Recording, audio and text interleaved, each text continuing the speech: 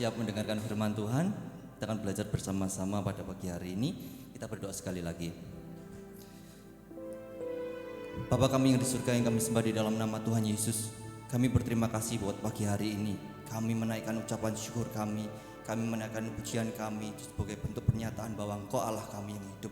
Engkau Allah yang besar, Engkau Allah yang bagi kami adalah Allah yang besar Tuhan. Dan sekarang saatnya Tuhan kami menantikan firman-Mu dinyatakan. Kami menantikan firman itu dinyatakan atas hidup kami, karena kami tahu bahwa kami hidup bukan dari roti saja, tapi dari firman yang keluar dari mulut Allah. Terima kasih kami sambut firman pada pagi hari ini dengan sukacita di dalam nama Tuhan Yesus kami berdoa mengucap syukur. Amin. Pada pagi hari ini ketika tadi pagi di WhatsApp grup itu 3 kali Ko David itu share tentang kata berkat ya, di grup jemaat, kemudian di grup koordinator, kemudian di grup musik itu kan. Jadi sebentar saya siapkan share saya. Ada 3, jadi ada 3 kata berkat dibuka pada pagi hari ini. Yani juga mengatakan juga sama, berkat. Dan kita akan belajar pada pagi ini berkat, gitu ya. Siapa yang tidak suka kalau mendengarkan khotbah tentang berkat? Pasti semuanya suka, gitu kan. Nah, selama 1 bulan ini ketika Bapak Gembala sharekan waktu doa koordinator tentang keluarga, saya kebetulan dapat tugas untuk khotbah. Saya minta minggu terakhir, biasanya saya mau conclusion saja deh, itu lebih enak. Jadi 2 minggu yang lalu Yuda share bahwa dia mengatakan bahwa karena saya belum berkeluarga, jadi ya tidak bisa share bagaimana hidup berkeluarga gitu kan. Dan pada pagi hari ini juga sama, bahwa saya sudah menikah, belum genap 7 tahun. Jadi pada pagi hari ini ketika saya berdiri di tempat ini, saya tidak akan pernah mengajari Bapak Ibu senior saya tentang pernikahan, karena usia pernikahan saya itu kan belum genap 7 tahun ya. Itu seumpama saya mengajari Om Yayan gitu kan, Om tak ajarin naik sepeda mau enggak? Kan enggak mungkin seperti itu ya. Berarti bahwa saya juga tidak akan berdiri di tempat ini juga akan sharekan bagaimana menurut pandangan para pakar pernikahan gitu kan. Karena buat saya itu pernikahan enggak ada pakarnya, karena yang pertama pernikahan tidak ada sekolah formalnya. Apakah ada di sini yang sarjana pernikahan? Tidak ada, ya kan? Pendidikan formalnya tidak ada, gelar sarjananya pun juga, disiplin ilmunya pun tidak ada. Apakah pernah menemukan disiplin ilmu tentang pernikahan? Tidak ada. Artinya bahwa pernikahan itu adalah sebuah pelajaran seumur hidup kita, karena tidak dibuatkan disiplin ilmu, ya kan? Dan ketika saya mempersiapkan khotbah atau share pada pagi hari ini, saya berpikir tentang ini rekan-rekan saya yang masih jomblo, antara jombloan dan jomblowati gitu kan, macam dia itu. Saya berpikir bahwa kalau 1 bulan ini kita berbicara tentang keluarga, anak, terus mereka dapat apa gitu kan? Apakah mereka hanya sekedar datang habis itu nggak dapat sesuatu gitu?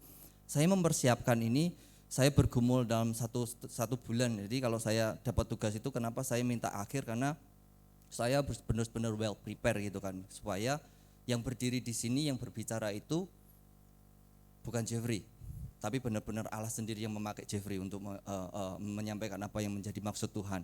Jadi kayak kalau saya memainkan seorang musisi pianis gitu kan, memainkan lagu Mozart, ya apa yang dia baca yang dia mainkan, bukan improv sendiri gitu kan. Saya lebih suka di akhir soalnya seperti itu. Saya menggambarkan seperti ini, berkat Tuhan. Saya mencari sebuah gambar, kalau berkat itu dari pandangan Bapak Ibu apa selama ini yang menjadi gambaran kita tentang berkat? Kalau berkat itu kan biasanya hand to hand gitu kan, ada yang menerima, ada yang memberi gitu kan. Terus apa lagi? Dikasih rezeki, itu berkat, ya kan. Terus kemudian apa lagi? Dapat mobil baru, itu berkat.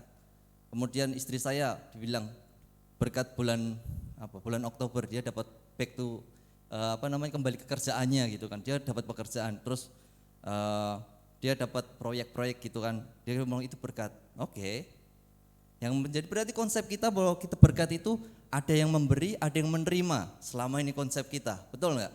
Tapi saya tidak memberikan gambar itu tangan dan tangan, tapi seperti ini. Saya akan mendasari firman Tuhan pada pagi hari ini di 1 Tawarikh 17 ayat 27. Bapak Ibu bisa buka semuanya. Ini adalah doa Daud, dan sebentar lagi kita menyongsong tahun 2023, dan saya berharap bahwa kita menjadi keluarga yang kuat, kita menjadi keluarga yang menang, ya kan? Hubungan kita dengan suami istri yang mulai dingin, dipanaskan kembali. 27, doa penutup dari Daud, ya kan? Kiranya engkau sekarang berkenan memberkati keluarga hambamu ini, supaya tetap ada di hadapanmu untuk selama-lamanya. Sebab apa yang kau berkati ya Tuhan, diberkati untuk selama-lamanya. Amin. Amin ya. Jadi berkat Tuhan itu untuk selama-lamanya. Siapa yang tidak ingin ketika kita menikah, ketika kita berkeluarga itu memiliki di keluarga itu kita ada sukacita, ya kan? Ada sukacita. Kita melihat anak-anak kita itu tumbuh dengan sukacita. Siapa yang tidak mengingini bahwa ketika kita itu ada bercanda di rumah, ya kan? Saya kalau bersama istri itu kadang-kadang mendapatkan sesuatu istilahnya ya, pengalaman dari cerita-cerita yang dia sharekan ke saya juga share ke dia. Jadi ada bercanda, enggak serius terus gitu kan. Siapa sih yang enggak ingin gitu kan? Terus rumah itu rasanya kayak bukan bangunan tapi home. Jadi rasanya anak-anak kita tuh pengen balik, kangen gitu loh, pengen ketemu gitu kan. Ya kan, siapa yang enggak pengen seperti itu? Atau malah ada ngapain pulang juga, ya kan? Enggak ada apa-apa juga, biasa aja rumah. Akhirnya anak-anak kita ngeluyur gitu sampai pagi, pulang cuma numpang tidur saja. Siapa sih yang menginginkan keluarga seperti itu? Tapi kita menginginkan bahwa anak-anak kita itu ketika jauh gitu pengennya balik ketemu bapak ibunya, ketemu mama papanya. Itu yang sebenarnya kita inginkan gitu kan. Gitu. Kita akan belajar berkat menurut firman Tuhan itu seperti apa, bukan berkat menurut saya ya. Nah, gitu. Beberapa waktu yang lalu berkat itu disinggung Bapak Gembala tentang barakah. Itu berkat, ya kan? Terus apa hubungannya dengan gambar ini? Ya kan? Saya sudah minta untuk kita akan mengetahui kata dasar dari berkat. Itu kata dasarnya barak. Ya, kita kan lihat ya, barak itu artinya apa? Minta tolong. Nope. Google. Kita akan lihat kata dasar dari barak itu apa? Jadi ada 3 huruf, bet, res, kaf, ya kan? Ini menurut Alkitab ya, bukan menurut saya ya. Artinya apa sih bet, res, kaf, barak itu atau barakah?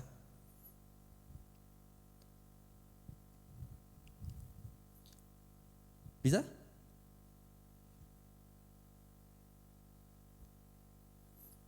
Nah, saya menggunakan ini untuk menulis karena kebetulan saya baru belajar bahasa Ibrani. Bet, res, alnub, B sebelahnya, bolehlah, enggak apa-apa, R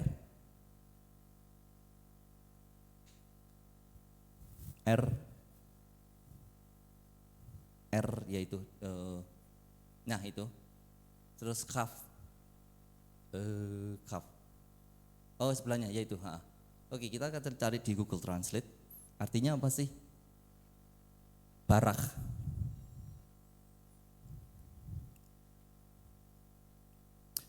Apakah hands atau memberi? Kita akan coba cari tahu. Hebrew, English. Itu. Dasarnya apa? Lutut. Kok bisa? Kan pola pikir kita kalau memberkati itu ya kita hand to hand. Kalau kita berdoa, Tuhan berkati aku, kita membayangkan Tuhan duduk di atas tahta memberikan apa yang kita butuhkan. Tuhan kasih aku uang, nih tak kasih uang. Kita pikirannya seperti itu. Tuhan, aku membutuhkan rumah, berkati aku, nih tak kasih rumah. Gitu kan konsep kita selama ini. Tapi di dalam Alkitab menuliskan lutut. Artinya apa itu? Ya kan? Bapak Ibu pasti pernah mendengar kisah Tuhan Yesus membasuh kaki murid-muridnya? Masih ingat? Kita coba baca ya. Di Yohanes 12.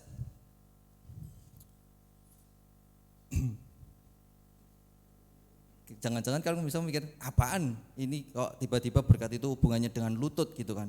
Apa hubungannya ini gitu? Dasarnya apa? Dasarnya di Yohanes 12 ayat 1 sampai 17. Mungkin Bapak Ibu sudah tahu ceritanya bahwa ayat 12 17. Ini. Sebentar. 1 Yohanes. Saya salah. Yang kisah tentang Tuhan Yesus itu membasuh kaki murid-muridnya. Masih ingat ya cerita seperti itu ya. Jadi ketika itu Tuhan Yesus menanggalkan jubahnya, mengambil sehelai kain, mengikat pinggangnya, dan apa yang dilakukan Tuhan Yesus? Apa yang dilakukan Tuhan Yesus? Yohanes 13, terima kasih. Saya salah nulis berarti.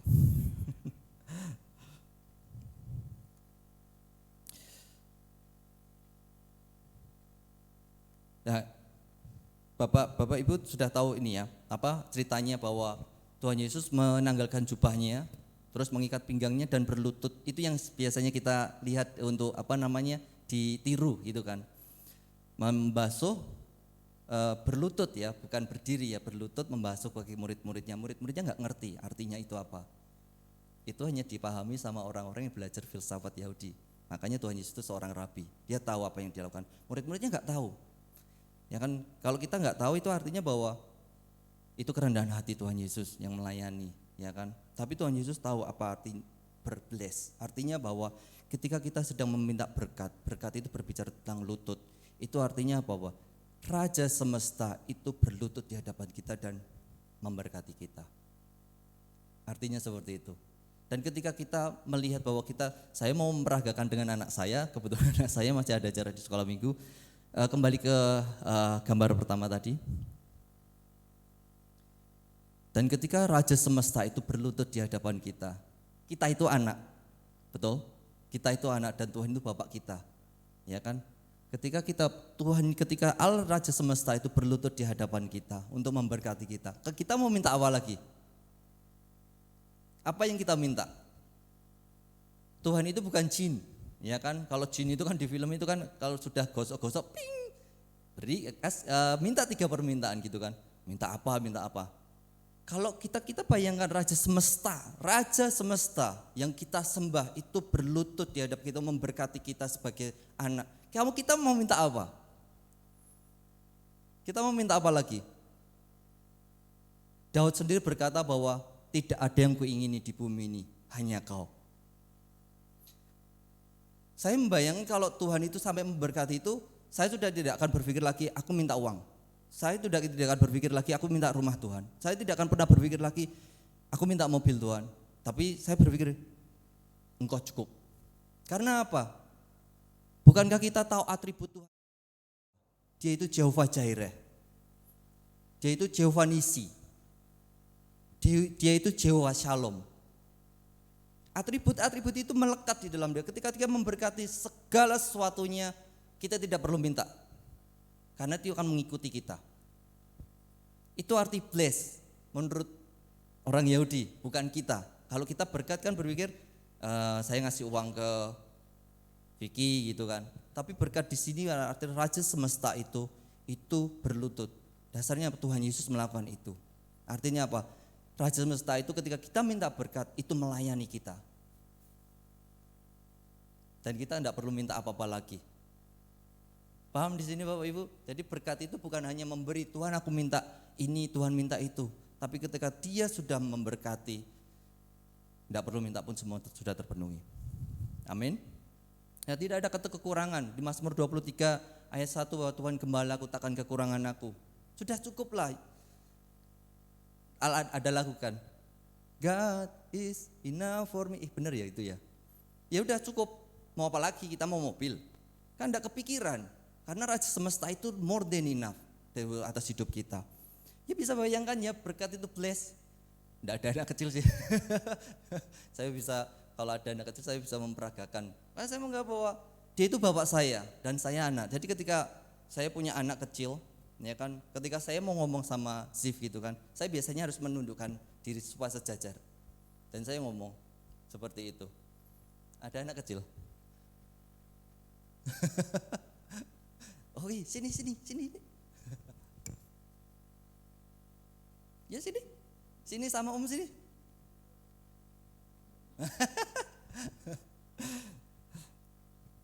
Ya di situ Bapak Ibu. Jadi saya kalau ngobrol sama Zif itu biasanya saya harus menundukkan diri untuk sejajar dengan dia. Saya harus ngomong mata dengan mata. Ya kan saya minta, kamu minta apa? Kamu minta es krim, ya nanti kita beli. Ya Tuhan itu seperti itu ketika memberkati. Dahsyat ya, bukan hanya seperti duduk kita membayangkan duduk gitu kan. Tuhan, aku sedang kesusahan, aku terutang ini ceritanya gini-gini.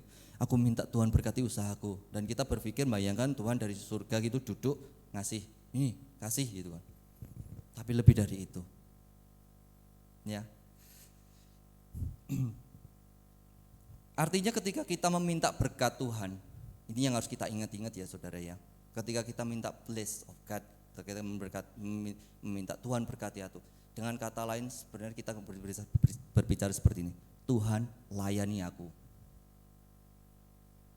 Ketika kita minta berkat, otomatis kita sedang mengatakan Tuhan layanilah aku.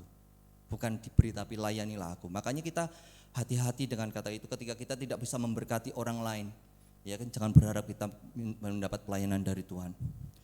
Kisah dari Abraham ketika berkata Tuhan berkata seperti ini, aku akan memberkati orang yang memberkati kamu dan akan mengutuk orang yang mengutuk kamu. Artinya bahwa aku akan melayani orang yang melayani kamu dan akan mengutuk itu artinya gini. Kalau ada yang mengutuk itu istilahnya dicim. Kalau bahasa Jawanya dicim. Wah, was kowe gitu.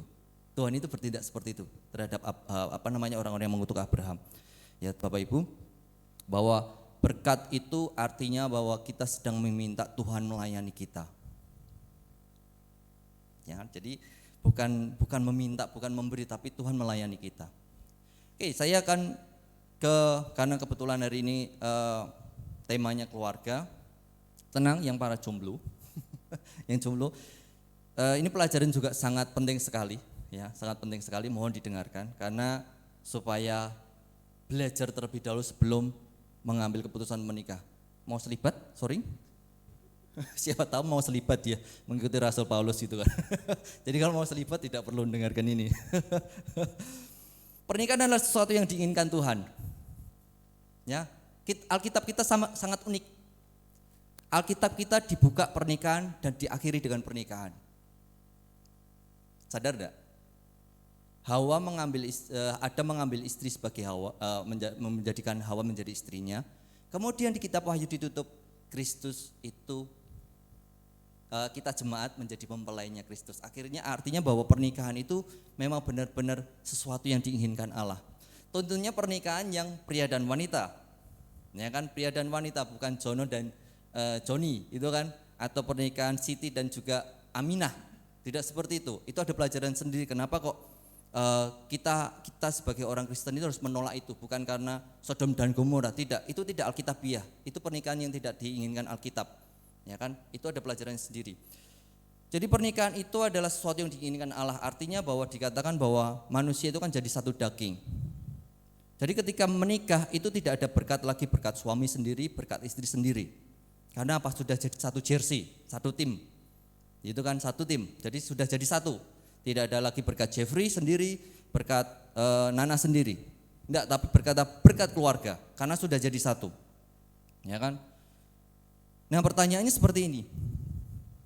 Bagaimana berkat Tuhan itu supaya selalu mengalir kepada kita?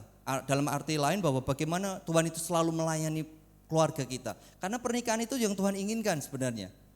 Ya kan? Bagaimana pelayanan Tuhan itu tetap melayani keluarga kita, itu ada syaratnya. Ya kan, ada syaratnya. Nah, tadi katanya kalau kasih Tuhan itu tanpa syarat. Iya, maksudnya syaratnya kita tidak perlu kaya dulu, tidak perlu cakep dulu, tidak perlu punya mobil mewah dulu untuk mendapatkan pelayanan Tuhan. Bukan seperti itu, tapi ada hal yang harus kita pelajari bersama-sama. Ya kan? Banyak keluarga yang kehilangan berkat Tuhan. Acuh terhadap pasangan. Ya kan, mulai dingin terhadap pasangan. Ya kan, kalau mau pulang aja dilama-lamain gitu kan, nggak betah ketemu istri atau ketemu suami. Ya kan, terus kalau ke rumah cuma numpang tidur, besok kerja lagi, kemudian pulang tidur lagi, seakan-akan antara ada dan tiada suami atau istri. Ya kan, di situ. Saya tergelitik dengan salah satu video di Instagram itu kan, ada di Amerika kejadiannya. Saya nggak tahu mungkin benar atau enggak. Jadi ada di sebuah mobil polisi gitu kan, ada seorang yang barusan ditangkap gitu kan. Ketika perjalanan menuju ke kepolisian itu seneng gitu kan, ketawa malah nyanyi-nyanyi gitu kan. Ditanya, kamu itu baru saya pakai bahasa saya ya, kenapa kok malu kenapa kamu malah seneng gitu kalau masuk penjara gitu kan? Dia cuma jawab seperti ini, saya 24 jam terbebas dari istri saya. Jawabannya seperti itu. Ketawa kan, polisinya jadi ketawa. Itu banyak yang terjadi banyak keluarga seperti itu. Lebih suka jauh dari istrinya. Enggak betah hidup dengan istrinya atau hidup dengan suaminya. Ya kan? Istrinya isinya emosi terus dan lain sebagainya. Nah, kita kan belajar bagaimana berkat Tuhan itu selalu mengalir atas hidup kita. Ya kan? Ini makanya saya bilang bahwa ini perjalanan dan juga pembelajaran seumur hidup. Pembelajaran seumur hidup selama kita masih hidup ya. Bukan kayak S1 itu kan harus 4 tahun, 5 tahun gitu kan. 6 tahun. Kan kalau sekolah formal itu ada batasannya. Kalau pernikahan tidak ada. Artinya bahwa seperti yang Bapak Gembala tadi pagi bahwa kita harus kejar, memang itu harus dikejar berkat itu. Tapi ada hal yang harus kita lakukan sebagai sebuah keluarga. Tenang saja para jombloers, belum sampai ke situ pelajarannya. Kita akan belajar berikutnya. Enggak jelasin ke atasnya. Oke. Kita akan buka Kejadian 2 ayat 23. Ini kitab yang seringlah kita baca lah ya Bapak Ibu ya.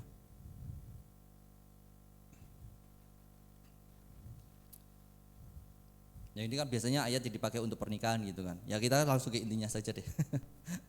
Bahwa Tuhan itu menciptakan pertamanya siapa? Kata siapa? Adam. Tuhan menciptakan manusia. Manusia itu dinamakan Ish. Ya kan, Ish itu artinya jantan, manusia jantan. Bukan laki-laki ya, dinamakan jantan. Ya kan, Tuhan itu memberikan. Jadi gini, Tuhan sudah memberikan porsi masing-masing pada setiap pasangan.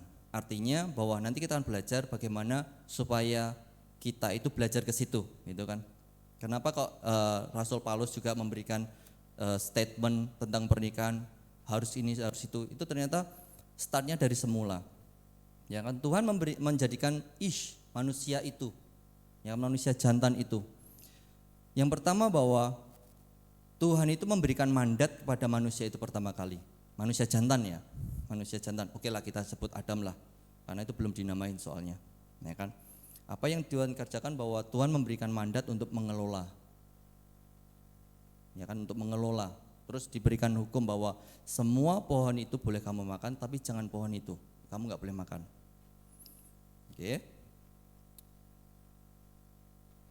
Ketika pasal 3 kejatuhan manusia dalam dosa, yang pertama makan buah kira-kira siapa? Adam atau Hawa? Adam atau Hawa? Yang pertama memakan itu Hawa. Nah, menjadi pertanyaan saya seperti ini. Ketika Hawa sudah memakan, tahu enggak kalau dia telanjang? Kan enggak. Baru ketika buah itu dimakan Adam, baru mereka sadar kalau mereka telanjang. Artinya apa? Mandat itu diberikan kepada kepada Adam itu untuk dijaga. Artinya bahwa perintah pertama itu diberikan kepada Adam. Ketika Hawa memakan itu tidak berdosa. Tapi ketika Adam makan itu, terjadilah itu. Makanya Rasul Paulus bilang bahwa itu dosa Adam, bukan dosa Adam. Karena apa? Hawa tidak mendapat mandat itu. Artinya bahwa kita berbicara tentang Ish dulu ya, laki-laki ya bapak-bapak ya. Karena ada dua hal yang saya mengibaratkan seperti ini. Ada kata-kata ini, life's better with company, everybody needs a co-pilot. Jadi saya membayangkan bahwa sebuah rumah tangga itu kayak kita naik pesawat, suami itu pilot, ya kan, istri itu co-pilot. Atau saya menggambarkan bahwa sebuah keluarga itu kayak sebuah negara, suami itu eksekutif, istri itu legislatif. Artinya sudah ada mandat masing-masing, sudah ada tugas masing-masing yang sudah Tuhan tetapkan di situ. Ya, is itu mendapat mandat langsung dari Allah, mengelola. Artinya kita harus bekerja, ya kan? Bapak-bapak yang tidak bekerja segera bekerja.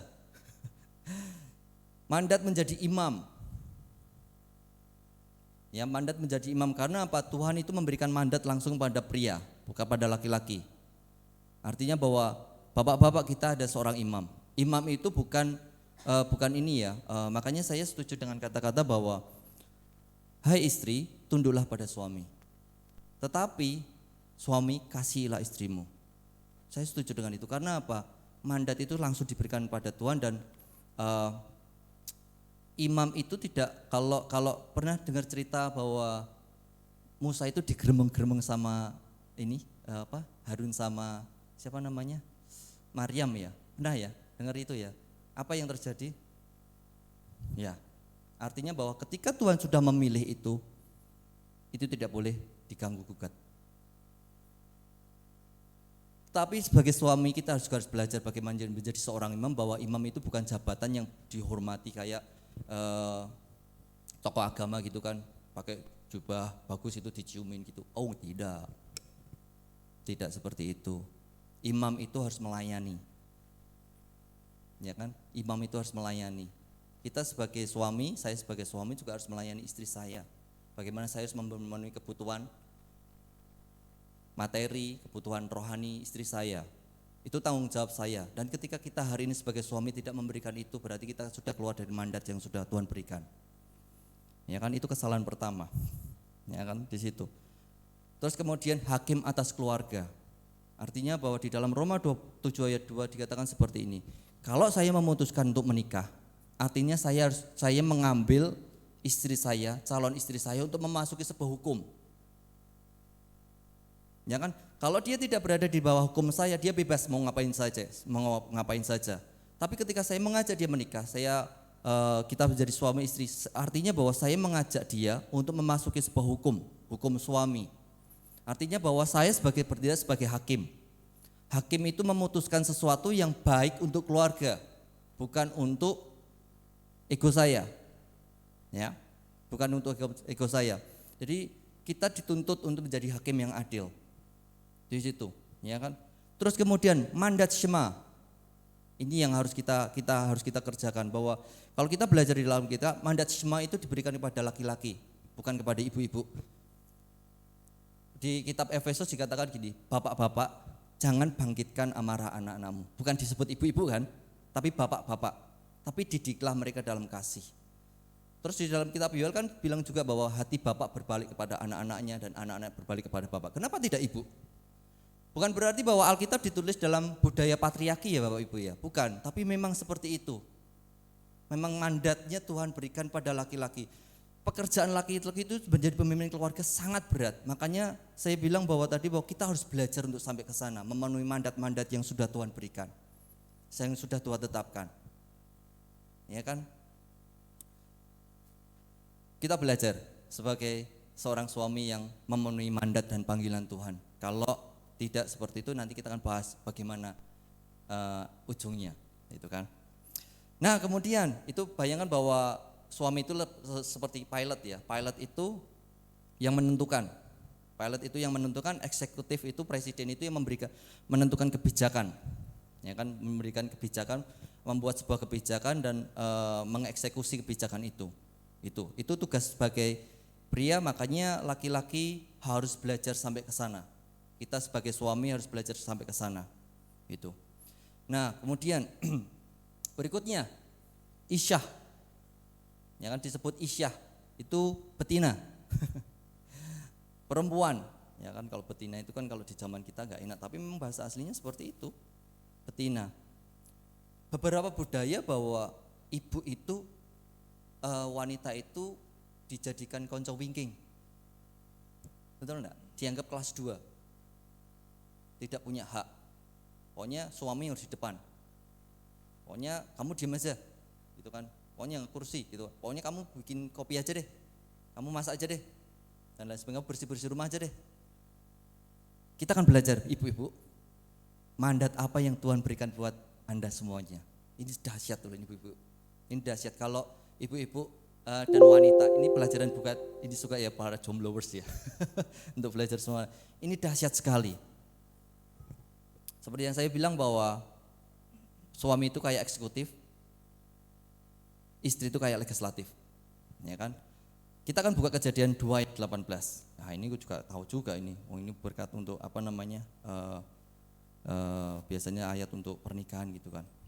Ini dahsyat ibu-ibu yang harus ibu-ibu pahami. Ya kan? Tuhan Allah berfirman, tidak baik kalau manusia itu seorang sendiri saja. Artinya yang tadi. Yang tadi ya, yang laki-laki tadi. Aku akan menjadikan dia penolong baginya yang sepadan dengan dia. Kalau pemikiran kita penolong itu apa? Ya nolongi gitu kan. Ya kan kita nolong kalau misal dia masuk got kita tolong gitu kan. Pikiran kita kan seperti itu. Nah, kita kan belajar maksud penolong itu apa? Ini dahsyat ini buat ibu-ibu. Saya tuh merinding kalau apa namanya mendengarkan penjelasan ini. Slide selanjutnya. Slide selanjutnya. Ini. Penolong itu artinya ezer kenegdo. Ada dua kata, ezer dan kenegdo. Kalau diterjemahkan di bahasa Indonesia kan cuma satu penolong. Ezer kenegdo itu punya dua fungsi Bapak. Bukan Bapak, ibu-ibu. Ya, saya berbicara tentang ibu-ibu. Ezer itu artinya menolong, mensupport atau menyelamatkan. Betul, sebagai penolong. Ya kan, penolong. Tapi kenegdonya apa? Ada yang tahu? Ada tahu? Kenegdo artinya siap beroposisi ketika suami itu salah. Mandat diberikan Tuhan pada ibu-ibu menjadi seorang ezer kenegdo. Kalau kita belajar perpolitikan di Indonesia, ketika presiden itu membuat sebuah kebijakan yang merugikan rakyat, apa yang dilakukan legislatif? Dia akan beroposisi untuk menentang kebijakan itu. Tapi ketika kebijakan itu bagus untuk rakyat, dia akan support itu. Jadi ibu-ibu, jadi tugasnya ibu-ibu ketika melihat suami itu salah, itu harus siap sedia menjadi seorang oposan. Karena itu mandat dari Tuhan. Bukan berarti bahwa seperti ini. Saya pamit sampai nakal berpikir seperti ini. Apa iya suami diajak duel gitu kan di atas ring gitu. Bukan itu. Ya kan? Beroposisi artinya ketika kita melihat ibu-ibu melihat bahwa suami itu salah, membuat sebuah kebijakan yang salah atau sudah melakukan hal-hal yang tidak sesuai dengan mandat Tuhan. Saat itulah harus berdiri menjadi seorang oposan. Harus fight dengan terhadap situasi seperti itu. Jangan diam. Itu tugasnya sangat berat juga ibu-ibu, ya kan? Menjadi penolong ketika suami berada pada jalan yang benar itu biasanya jadi support. Jadi makanya saya bilang kalau presiden itu membuat sebuah kebijakan yang bagus untuk rakyat, DPR itu legislatif itu akan mendukung, support itu. Tapi kalau kebijakannya itu salah, tindakannya pemerintah itu salah, dia akan harus berdiri menjadi oposisi. Itu tugasnya ibu-ibu. Jadi ketika melihat saya pun ngomong sama Nana kemarin malam ketika kita perjalanan ke Salatiga, kamu kalau aku lihat aku salah, kamu harus berdiri untuk menentang aku. Ya, jadi Kak kita naik pesawat gitu kan ada pilot dan co-pilot ketika pilotnya itu udah ngawur gitu kan, arahnya sudah enggak ngikuti jalur yang sudah ditunjukkan, dia mulai zigzag gitu seenaknya sendiri. Co-pilot bertugas untuk memberitahu itu salah. Itu tugasnya. Jadi bukan diam saja. Ya, jadi Bapak, ibu-ibu harus punya kalau di dalam penjelasan itu bahwa ezer kenegdo itu like co-warrior. Jadi suami itu warrior, tapi istrinya itu co-warrior. Artinya diumpamakan sebagai seorang pahlawan, seperti itu. Ya, di dalam pertempuran. Jadi kan kita juga dalam pertempuran kan gitu kan. Kalau mandonya salah, co-warrior itu harus memperingatkan. Ya, bukan ditinggal. Saya bilang bahwa Nana, dia cerita seperti ini. Kalau seandainya suami itu melakukan KDRT, ya tak tinggal. Ya kalau menurut pemikiran dunia itu normal ya, kebanyakan kan gitu normal. Tapi saya bilang seperti ini, kalau suamimu salah, kamu nggak boleh ninggal, karena mandatmu bukan itu. Kamu harus fight buat suamimu, jangan ditinggal.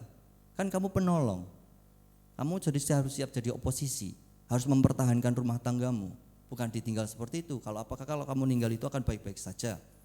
Ya kan, apalagi ngomongnya berpisah cerai. Saya ngomong sama Nana, iya. Pengadilan agama aja kalau orang mau bercerai aja dipersulitnya minta ampun. Ya kan harus tiga kali sidang kan, harus ada diskusi dulu sampai keputusan akhir ya cerai gitu kan. Negara aja sampai mempersulit seperti ini, apalagi sebenarnya Tuhan itu membenci perceraian. Kenapa Tuhan itu, apa yang disatukan Allah tidak boleh diceraikan manusia, karena Tuhan sudah mengalami perceraian itu. Ya, ketika manusia jatuh dalam dosa, itulah perceraian Allah dengan manusia. Artinya bahwa Tuhan membuat sebuah hukum jangan sampai itu terjadi. Ibu-ibu harus fight, ya kan? Ibu-ibu harus fight. Pikirkan keluarga ketika anak itu sudah mulai tidak benar, itu harus fight juga. Ya, jadi jangan. Saya itu sedih ya kalau lihat ini ya. Ada kejadian dulu, ada seorang anak SMP itu marah-marah sama mamahnya karena tidak bisa membelikan handphone. Sampai mamahnya itu sujud mohon jangan kayak gitu, itu di mall gitu. Banyak orang yang membuli anaknya, maksudnya ini anak kurang ajar, anak durga. Saya bilang itu salahnya ibunya. Ya itu kan masih anaknya gitu kan. Itu ambil alih ibu itu menjadi bagian atas sifat anaknya itu. Tidak boleh ibu itu sujud kayak gitu mohon-mohon seperti itu. Harus fight. Itu anakmu kok gitu kan, bukan anak orang lain kok. Seperti itu, ya. Itu tugas yang sangat berat sekali menjadi seorang oposisi. Makanya kalau suami dari ibu-ibu semuanya berjalan dalam jalan Tuhan, support itu, ya kan. Nanti jangan sampai doakan suami itu an imam. Jangan sampai doa-doa kita itu terhambat. Sekali lagi bahwa pernikahan itu bukan berbicara tentang berkat suami dan istri, tapi berkat keluarga. Kita sudah jadi satu. Ya, kalau misal saya mengumpamakan seperti ini, kalau kita tidak tahu fungsi menjadi seorang suami, tidak tahu menjadi tahu fungsi menjadi istri, celakalah rumah tangga kita. Boro-boro minta pelayanan dari Tuhan, bertahan aja juga nggak tahu gitu kan. Makanya kita menjadi kalau sudah menikah itu belajar seumur hidup, bagaimana kita menjalani mandat-mandat yang sudah Tuhan berikan. Dahsyat ya Bapak Ibu ya, ternyata Tuhan itu sampai sedemikian berupa tentang pernikahan. Di Amsal 31 ayat 10 sampai 11 dikatakan ini. Saya bukakan, ini buat suami-suami. 31, istri yang cakap siapakah yang punya? Itu kan. Ayat 10. Istri yang cakap siapakah yang akan mendapatkannya? Ia lebih berharga daripada permata. Hati suaminya percaya kepadanya, suaminya tidak akan kekurangan keuntungan. Jadi kita beruntung terus kalau kita punya istri yang cakap. Istri yang cakap artinya apa? Dia tahu panggilannya seperti apa. Ya kan, tahu panggilan seperti apa. Jadi saya tidak tahu kondisi keluarga dari Bapak Ibu semuanya, apakah ada hal yang harus dibenarkan. Artinya gini, bahwa kita harus punya pikiran bahwa aku mau Tuhan itu melayani keluargaku. Artinya apa? Ada usaha yang harus kita kerjakan. Ya kan? Aku mau bahwa aku melihat anak-anakku tumbuh dalam sukacita. Aku mau bahwa aku itu bisa bercanda dengan suamiku. Aku mau bahwa aku menikmati hubungan dengan suami. Itu bless, itu berkat, itu efek dari ketika Tuhan melayani kita. Ya, dahsyat sekali dari tugas perempuan. Kalau saya baca ini, astaga, berat juga ini, luar biasa, ya kan? Nah ini pelajaran buat jombloers juga. Jadi Bapak Ibu sudah tahu ya tugasnya ya, yang sudah menikah harus belajar. Kalau mau mendapatkan layanan Tuhan, kita harus tahu mandatnya masing-masing. Tidak boleh istri itu mengambil mandat dari suami. Ya kan? Saya melihat bahwa beberapa waktu lalu hari Jumat itu ketika saya nunggu murid saya itu seusia bapak saya. Jadi saya main sebuah lagu gitu kan, terus dia bilang, oh lagu baru ya? Saya bilang, oh enggak, ini lagu dari saya sebut nama James gitu kan. Oh James, dia itu kenal dengan keluarga murid saya yang satu ini. Dia cerita gitu kan, bagaimana sosok wanita itu superior. Jadi dia mengatur kehidupan biasanya kakak pertamanya itu mengatur rumah tangga dari adik-adiknya. Kalau lihat bahwa suaminya itu pokoknya ginilah, istri itu dominan. Dan apa yang terjadi? Kandas rumah tangganya mereka. Ya kan? Makanya Rasul Paulus memberikan statement bahwa tunduk. Ketika kita superior, kita tunduk. Ibu-ibu harus tunduk pada suami. Karena apa? Tuhan memberikan mandat itu. Ya kan? Nah, kalau suamiku enggak benar, kalau gitu istilahnya leda-ledi kayak gini, kayak gitu gitu. Tugasnya istri itu harus jadi oposisi. Jadi saling melengkapi. Ya kan? Saling melengkapi. Jadi walaupun misal gini, kalau kadang-kadang kan saya diceritain juga sama Yedi temannya gitu kan, temannya itu menikah dengan anak tunggal kaya gitu kan. Terus saya membayangkan dia akhirnya kandas juga karena apa? Istrinya lebih powerful daripada suaminya. Ya, karena anak kaya gitu kan, lebih powerful dari suaminya. Makanya kalau wanita, ibu-ibu tidak sesuai dengan mandat Tuhan ataupun suami tidak sesuai dengan mandat Tuhan, selesai sudah rumah tangganya. Makanya kita harus berjuang bersama-sama untuk memperoleh berkat Tuhan itu, pelayanan dari Tuhan itu. Ya, oke. Saya tertarik dengan kata ish dan isyah. Ini dengarkan yang para jombloers. Sebelum menentukan untuk menikah ya, saya tertarik dengan kata ish dan isyah. Bahwa Tuhan di Alkitab Perjanjian Lama itu ditulis dengan 4 huruf Yod, He, Vav, He, yang artinya bahwa dari dulu, sekarang, selama-lamanya dalam kemuliaan. Ya kan? Kalau Bapak Ibu bertemu dengan Ish, itu ada Alef, Yod sama apa ini? Shin. Shin ya kok? Shin apa Shin? Shin. Pakai H ya. Terus yang kedua itu Isyah, itu ada Alef, Shin sama He.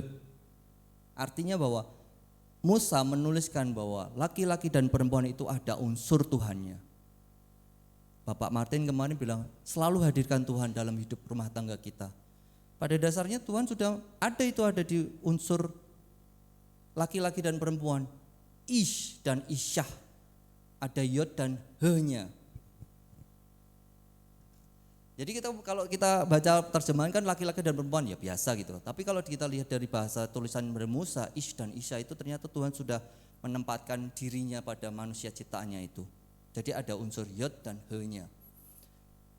Nah, ke sini Bapak Ibu, bagaimana kalau seandainya unsur Yah-nya dihilangkan? Jadi huruf S. S itu artinya apa? Boleh? Kita ke Google Translate.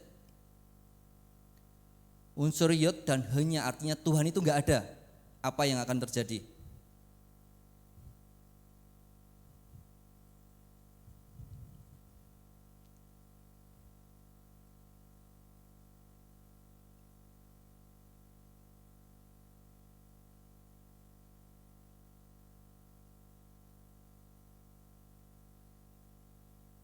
Kita tunggu sebentar. Bisa? Soalnya kalau kata istri saya, kamu harus pakai PPT, kalau enggak ngambang. Ya benar juga, karena tulis hurufnya juga asing kok itu Pak. Jadi kata dasarnya jadi S, bukan es teh ya.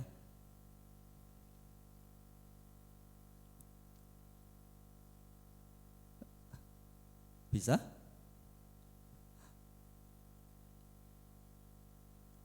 Nah ini, kalau unsur Yahnya dihilangkan, jadinya apa? Api. Jadi makanya betul kata-kata ini seorang netizen di Instagram. Hei para jombloers, kalau kamu mau merasakan neraka dunia, menikahlah. Ya kan? Menikahlah. Memang kata dasarnya kalau kita nggak ada Tuhan itu jadinya api. Hidup kita itu jadi hidup rumah tangga itu nggak karuan. Itu namanya neraka dunia. Ya tidak ada damai sejahtera, isinya ribut terus. Ya kan isinya ribut, lempar-lempar, istilahnya sakit hati terus. Itu dari verbal, itu kan belum fisik dan lain sebagainya. Karena apa? Unsur yod hanya hilang. Artinya apa? Tuhan tidak ada atas keluargamu, itu kan. Hidupnya penuh dengan api. Buat para jombloers, jadi kalau memilih kalau tidak mau menjalani hidup pernikahan isinya kayak seperti itu, yang harus dilakukan apa? Lihat dia, bukan karena dia cantik atau dia kaya atau pekerjaannya tetap. Ada Tuhan enggak di dalam hidupnya? Ya kan? Kalau cuma melihat bahwa cantik ini, kaya anaknya presiden, bukan presiden, anaknya direktur utama ini, anak tunggal lagi. Terus dia suka sama sorry misal gitu kan. Suka gitu kan. Lihatnya wah ini prospek nih, gitu kan, prospek gitu. Karena kaya gitu kan. Tiba-tiba sudah menikah, hidupnya enggak karuan. Ya karena apa melihatnya? Kita melihatnya bukan karena dia ada Tuhan atau enggak. Kalau ada yod he, pelayanan Tuhan itu kan dilimpahkan. Jadi surga dunia, bukan neraka dunia. Ya kan? Siapa yang mau di sini punya rumah tangga yang penuh dengan api?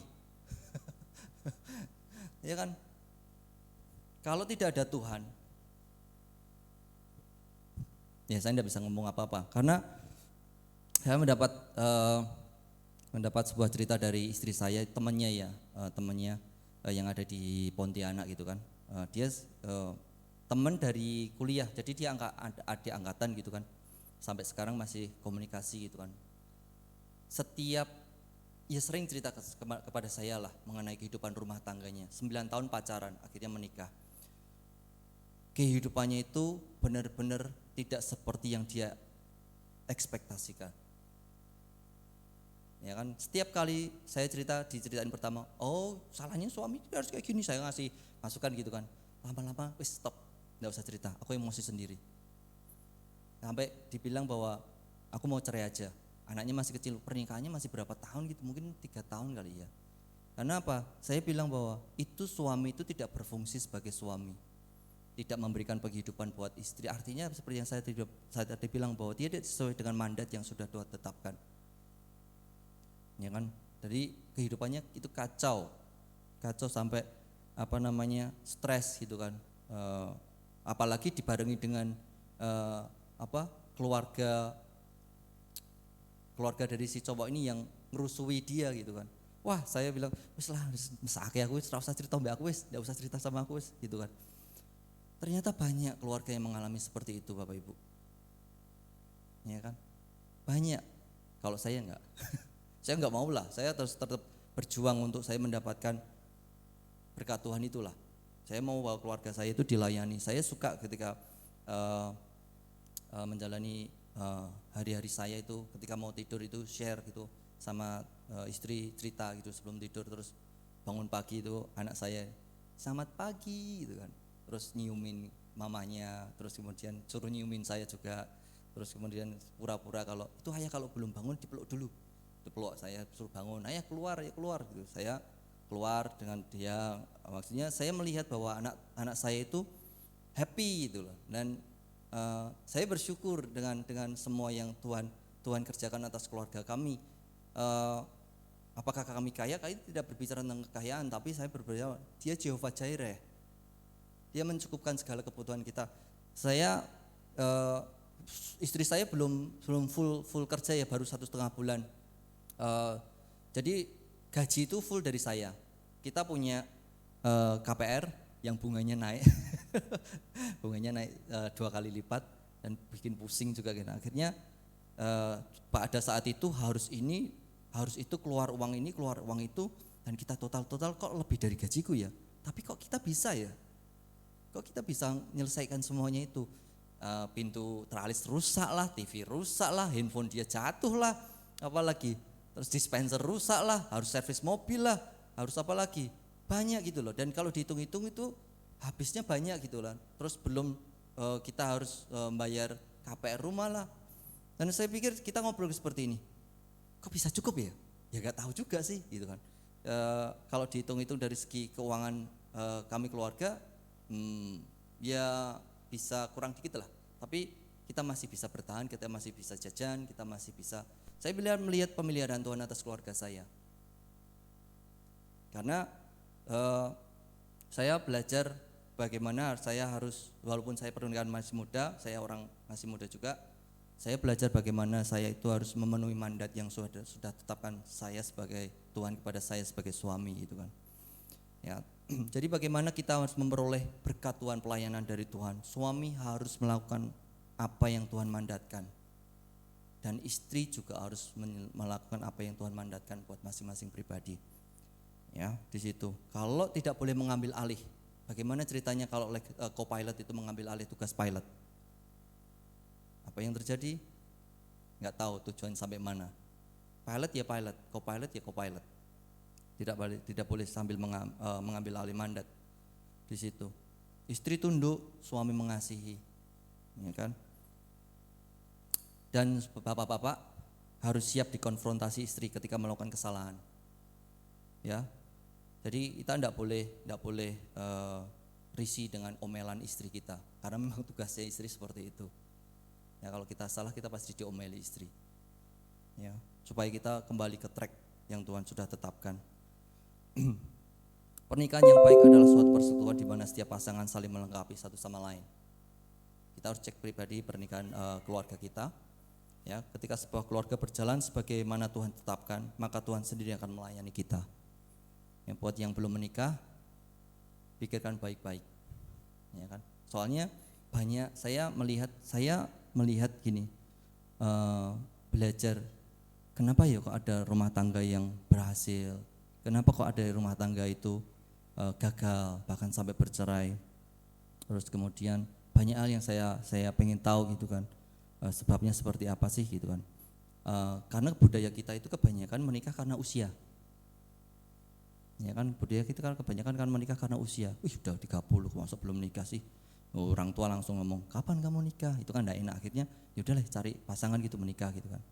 Nah, untuk yang belum menikah, ketika memilih pasangan, kembali lagi bagaimana Tuhan itu menulis di dalam firman Tuhan laki-laki itu seperti apa.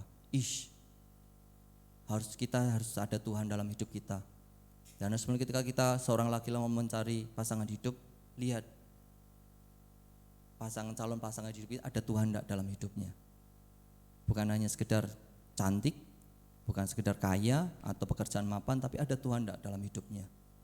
Supaya tidak mengalami neraka dunia. Nah, itu sudah diwanti-wanti ya. Sudah diwanti-wanti supaya kita tidak mengalami neraka dunia. Berat. Ya, kalau sudah mengalami hal seperti itu ya harus berjuang. Artinya ketika salah satu saya ngomong sama istri saya, ya, kalau berkat Tuhan itu ketika Tuhan melayani kita itu, keluarga kita itu ketika kita semuanya sehat. Ketika kita semuanya sehat. Tapi ketika ada salah satu bagian tubuh kita yang enggak normal, misal ini stroke, suami menyeleweng atau istri yang offset, mengambil tugas atau tidak tunduk, artinya bahwa salah satu bagian tubuh kita itu stroke, mati.